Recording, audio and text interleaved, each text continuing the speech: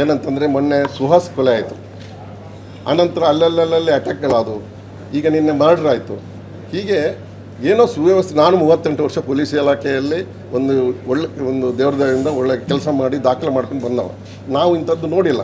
ದಕ್ಷಿಣ ಕನ್ನಡ ಜಿಲ್ಲೆ ನಾವೆಲ್ಲ ಹಿಂದೂ ಮುಸ್ಲಿಮ್ಸ್ ಒಟ್ಟಿಗೆ ಬೆಳೆದವರು, ಹಿಂದೂಗಳ ಜೊತೆ ಮನೆಯಲ್ಲಿ ಇದ್ಕೊಂಡು ನಾವು ಓದಿದವರು. ಅಂಥ ಒಂದು ವಾತಾವರಣ ಇಲ್ಲಿತ್ತು.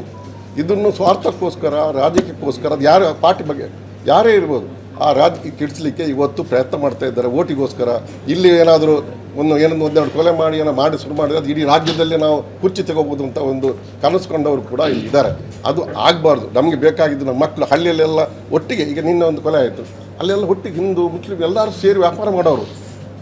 ಎಲ್ಲ ಒಂದು ಮೂಲೆ ಕರ್ಕೊಂಡು ಹೋಗಿ ಮೊದಲನೇ ದಿವಸ ಒಂದು ಪ್ರೊಸೆಷನ್ ಮಾಡಿ ಹೇಟ್ ಸ್ಪೀಚ್ ಮಾಡಿ, ಅದು ಯಾರೇ ಹೇಟ್ ಸ್ಪೀಚ್ ಮಾಡ್ತಾರಲ್ಲ ಅದರ ವಿರುದ್ಧವಾಗಿ ನಾವು ಆಗಬಾರ್ದು. ಅದು ಹಿಂದೂ ಇರ್ಬೋದು, ಮುಸಲ್ಮಾನ ಇರ್ಬೋದು, ಇನ್ನೊಂದು ಪಾರ್ಟಿ ಇರ್ಬೋದು, ಯಾವುದೇ ಪಾರ್ಟಿ ಇರ್ಬೋದು, ಅದು ಆಗಬಾರ್ದು. ನಾವು ಸಾಮರಸ್ಯದಿಂದ ಮಂಗಳೂರಿನಲ್ಲಿ ಬದುಕಬೇಕು. ನಮ್ಮ ಮುಂದಿನ ಮಕ್ಕಳು ಮರಿ ಅವರು ಒಳ್ಳೆಯದಾಗಬೇಕು. ಅವರಿಗೆ ನಾವು ಒಳ್ಳೆ ದಾರಿಯನ್ನು ಹಾಕಿಕೊಡಬೇಕು, ಒಳ್ಳೆ ನಾಂದಿ ಆಗಬೇಕು.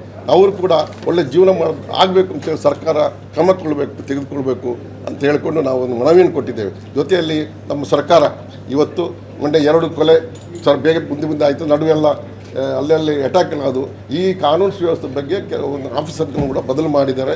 ಮತ್ತು ಒಳ್ಳೆ ಟಾಸ್ಕ್ ಫೋರ್ಸ್ ಇದು ಯಾವುದು ಈ ಕಮ್ಯುನಲ್ ಹಾರ್ಮೋನಿ ಮೇಂಟೈನ್ ಮಾಡೋ ಸಲುವಾಗಿ ಒಂದು ಟಾಸ್ಕ್ ಫೋರ್ಸ್ ಕೂಡ ಸರ್ಕಾರ ಮಾಡಿದ್ದಾರೆ. ಅದಕ್ಕೆ ಎಲ್ಲರೂ ಸೇರಿ ಈ ನೊಂದ ಜೀವದ ಪರವಾಗಿ ನಾವು ಸರ್ಕಾರಕ್ಕೆ ಅಭಿನಂದನೆ ಸಲ್ಲಿಸಲಿಕ್ಕೆ ಬಂದಿದ್ದೇವೆ. ಆ ಅಭಿನಂದನೆ ನಮ್ಮ ಗುಂಡೂರಾವ್ ಮುಖಾಂತರ ನಾವು ಇವತ್ತು ಅಭಿನಂದನೆ ಕಳಿಸಿಕೊಟ್ಟಿದ್ದೇವೆ. ನಾವು ಒಳ್ಳೆಯ ಇದನ್ನು ಕಾಪಿ ಮಾಡಿ ಏನು ಮಾಡ್ಬೋದು, ನಮ್ಮ ಇರಲಿ ಎಲ್ಲ ನೀವು ತಗೊಂಡು ಇದನ್ನು ಯಾರಾದರೂ ತಗೊಳ್ಳಿ ಆಯಿತಾ. ಇಷ್ಟು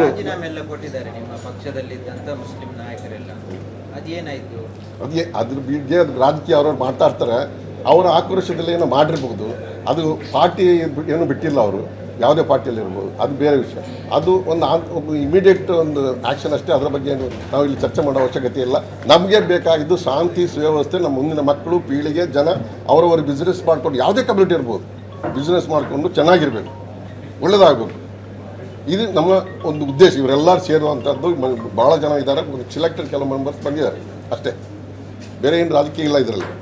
ಇದು ಒಬ್ಬರ ಸಲುವಾಗಿ ಬರೀ ನಿನ್ನೆ ಒಂದು ಕೊಲೆ ಆಯಿತು, 2 ಕೊಲೆ ಬಗ್ಗೆ ನಾವು ಮಾತಾಡಿಕೊಂಡು ಸರ್ಕಾರ ಕೂಡ ಕ್ರಮ ಕೈಗೊಂಡಿದೆ. ಇದು ಕಾಂಗ್ರೆಸ್ ಪಕ್ಷ ಯಾವಾಗಲೂ ಕೂಡ ಅಲ್ಪಸಂಖ್ಯಾತರ ಪರವಾಗಿ, ದೀನದಲಿತರ ಪರವಾಗಿ, ಬಡವರ ಪಕ್ಷವಾಗಿ ಕೆಲಸ ಮಾಡುವಂಥ ಪಕ್ಷ. ಅದಕ್ಕೆ ಪೂರಕವಾಗಿ ನಮ್ಮ ಸಿದ್ದರಾಮಯ್ಯನವರು ಮುಖ್ಯಮಂತ್ರಿಯಾದ ಬಳಿಕ ಬಹಳ ಒಳ್ಳೆಯ ಆಡಳಿತವನ್ನು ಕೊಟ್ಟದ್ದು ನಿಮ್ಮ ಮುಂದೆ ಇದೆ, ನಮ್ಮ ಮುಂದೆ ಇದೆ. ಆ ಬಗ್ಗೆ ನಮಗೆ 2 ಮಾತಿಲ್ಲ. ಆದರೂ ಕೂಡ ಕೆಲವು ಪೊಲೀಸ್ ಇಲಾಖೆಯಲ್ಲಿರ್ತಕ್ಕಂಥ ಅಧಿಕಾರಿಗಳ ಪಕ್ಷಪಾತ ಧೋರಣೆಯಿಂದಾಗಿ ಇಂತಹ ಘಟನೆಗಳಿಗೆ ಅವಕಾಶ ಆಗುತ್ತದೆ. ಅದು ಆಗಬಾರದು ಅಂತಕ್ಕಂಥ ಹಿನ್ನೆಲೆಯಲ್ಲಿ ನಾವು ಮುಖ್ಯಮಂತ್ರಿಗಳನ್ನು ಕೇಳಿದ್ದೇವೆ, ನಮ್ಮ ಗೃಹ ಸಚಿವರನ್ನು ಕೇಳಿದ್ದೇವೆ. ಅದಕ್ಕೆ ಪೂರಕವಾಗಿ ಈಗ ಸ್ಪಂದಿಸಿ 2 ಉನ್ನತ ಪೊಲೀಸ್ ಅಧಿಕಾರಿಗಳ ಟ್ರಾನ್ಸ್ಫರ್ ಕೂಡ ಆಗಿದೆ. ಆದರೆ ಉನ್ನತ ಅಧಿಕಾರಿಗಳ ಟ್ರಾನ್ಸ್ಫರ್ ಆದ ಕೂಡಲೇ ಇಲಾಖೆ ಸರಿಯಾಗ್ತದೆ ಅಂತಕ್ಕಂಥ ವಿಶ್ವಾಸ ನಮಗಿಲ್ಲ. ಯಾತಕ್ಕಂತ ಹೇಳಿದರೆ, ಇಂಥ ಘಟನೆಗಳಾಗುವಾಗ ಇದಕ್ಕೆ ಪೂರಕವಾಗಿ ಕೆಲಸ ಮಾಡುವವರು ಉನ್ನತ ಅಧಿಕಾರಿಗಳಾದರೆ, ಇದಕ್ಕೆ ಹಿಂದಿನಿಂದ ಫೀಡ್ಬ್ಯಾಕ್ ಮಾಡುವವರು ಕೆಳಗಿನ ಅಧಿಕಾರಿಗಳು ಅಂತಕ್ಕಂಥ ವಾಸ್ತವಾಂಶ ಎಲ್ಲರಿಗೂ ಕೂಡ ಗೊತ್ತಿದ್ದ ವಿಚಾರ. ಕೆಲವು ಸ್ಟೇಷನ್ಗಳಲ್ಲಿ 15 ವರ್ಷ 20 ವರ್ಷದಿಂದ ಕೆಲಸ ಮಾಡುವವರು ಅವರ ಮನೋಬಲದಿಂದಾಗಿ ಇಂತಹ ಅನಾಹುತಗಳು ಆಗಲಿಕ್ಕೆ ಕಾರಣ ಆಗುತ್ತದೆ. ಆದ್ದರಿಂದ ಪೊಲೀಸ್ ಇಲಾಖೆಯಲ್ಲಿ ಆಮೂಲಾಗ್ರ ಬದಲಾವಣೆ ಆಗಬೇಕು. ಯಾರು ಒಂದು ಸ್ಟೇಷನ್ನಲ್ಲಿ 10-15 ವರ್ಷ ಕೆಲಸ ಮಾಡ್ತಾ ಇದ್ದಾರೆ ಅವರನ್ನು ಎತ್ತಂಗಡಿ ಆಗಬೇಕು ಅಂತಕ್ಕಂಥ ಕಟು ಸತ್ಯವನ್ನು ನಾವು ಸರ್ಕಾರಕ್ಕೆ ಈಗಾಗಲೇ ತಿಳಿಸಿದ್ದೇವೆ.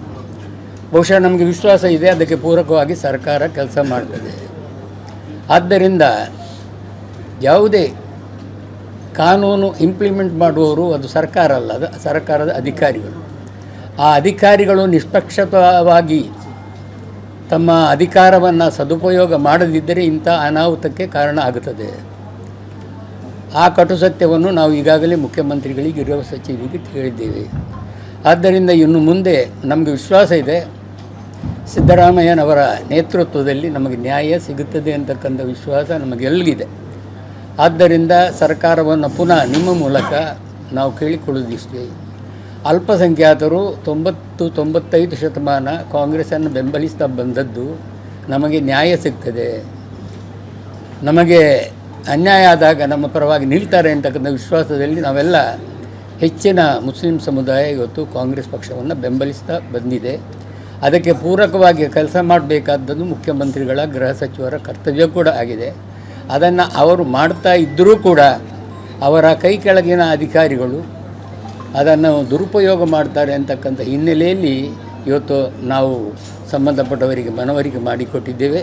ನಮಗೆ ವಿಶ್ವಾಸ ಇದೆ ಅದಕ್ಕೆ ಮುಖ್ಯಮಂತ್ರಿಗಳು ಗೃಹ ಸಚಿವರು ಸ್ಪಂದಿಸ್ತಾರೆ ಅಂತ. ನಮ್ಮ ಕಾರ್ಯಕ್ರಮಗಳನ್ನು ನೀವು ನೋಡ್ತಾ ಇದ್ರೆ ನಮ್ಮ ಚಾನೆಲ್ ಅನ್ನ ಸಬ್ಸ್ಕ್ರೈಬ್ ಮಾಡಿ, ಪಕ್ಕದ ಬೆಲ್ ಐಕಾನ್ ಒತ್ತಿ ನಮ್ಮನ್ನ ಬೆಂಬಲಿಸಿ. ಹಾಗೆ ನಮ್ಮ ಕಾರ್ಯಕ್ರಮಗಳನ್ನ ಲೈಕ್ ಮಾಡಿ, ಕಮೆಂಟ್ ಮಾಡಿ, ಅದನ್ನ ಬೇರೆಯವರಿಗೂ ವಾಟ್ಸ್ಆಪ್ ಮೂಲಕ ಶೇರ್ ಮಾಡಿ. ನೀವು ಹೀಗೆ ಮಾಡಿದಾಗ ನಮ್ಮ ಚಾನೆಲ್ ಮತ್ತಷ್ಟು ಜನರಿಗೆ ತಲುಪಲು ನೀವು ನಮ್ಮೊಂದಿಗೆ ಸಹಕರಿಸಿದ ಹಾಗಾಗುತ್ತೆ. ಇದು ನೀವು ಯಾವುದೇ ಖರ್ಚಿಲ್ಲದೆ ಕೆಲವೇ ಸೆಕೆಂಡುಗಳಲ್ಲಿ ನೀಡಬಹುದಾದ ಸಹಕಾರ. ಧನ್ಯವಾದಗಳು.